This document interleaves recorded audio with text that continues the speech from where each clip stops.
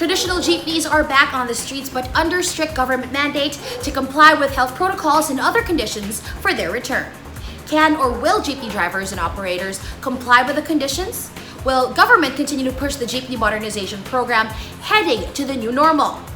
Motoring Forum will look into these and other aspects of the return of traditional jeepneys to the streets.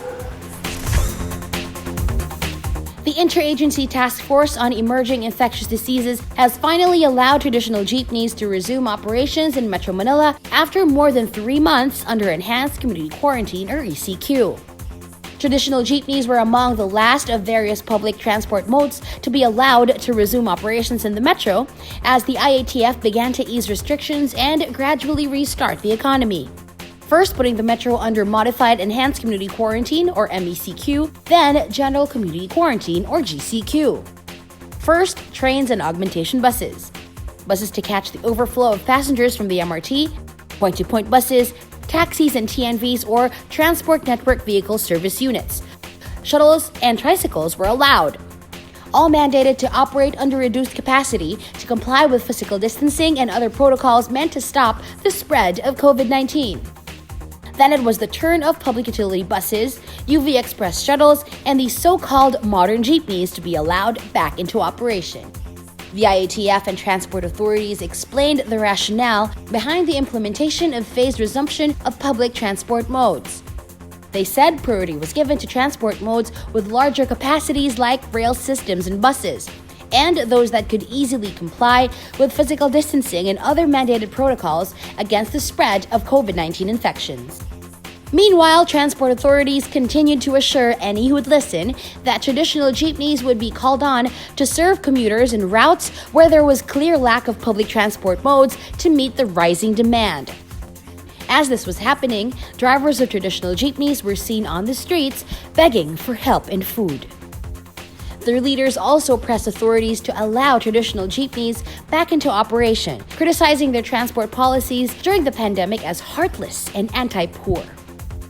Drivers and operators also accused transport authorities of using the pandemic to finally phase out traditional jeepneys out of business. Responding to the accusations, the DOTR defended the jeepney modernization program, which it emphasized started way before the COVID-19 pandemic broke out. It said the Public Utility Vehicle Modernization Program, or PUVMP, launched in 2017 and it was not about phasing out traditional jeepneys.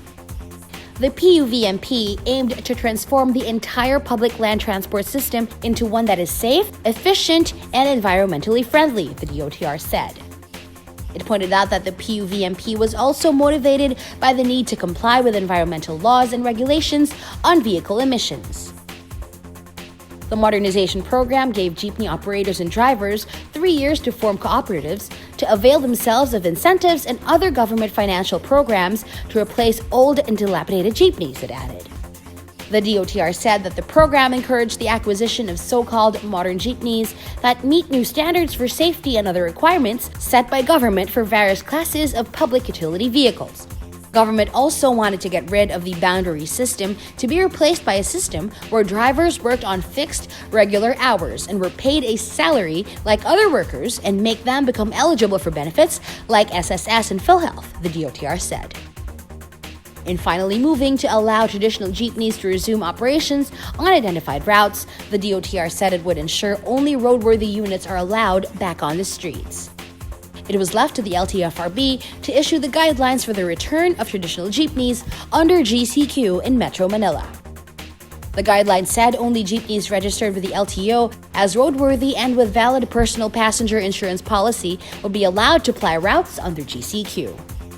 The LTFRB identified 49 routes covering 6,002 units where traditional jeepneys would be allowed to operate. No special permits are required, but drivers and operators were directed to download QR codes from the LTFRB website and have these printed to be displayed on jeepney units to show authorities that they are included in the order to resume operations in respective routes. The guidelines also stipulated strict compliance with safety measures prior to dispatch and during operations, such as checking of body temperature, wearing masks and gloves at all times, and operating at a maximum of 50% capacity, and distributing passenger contact forms. The LTFRB also warned that failure to comply with the conditions set forth by the board will incur penalties from imposition of fines to cancellation or suspension of their certificate of public convenience or provisional authority.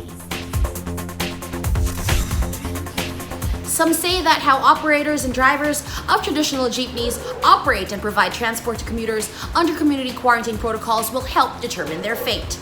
Will they be disciplined and responsible in complying with traffic regulations or, even more importantly, with protocols meant to help stop the spread of COVID-19?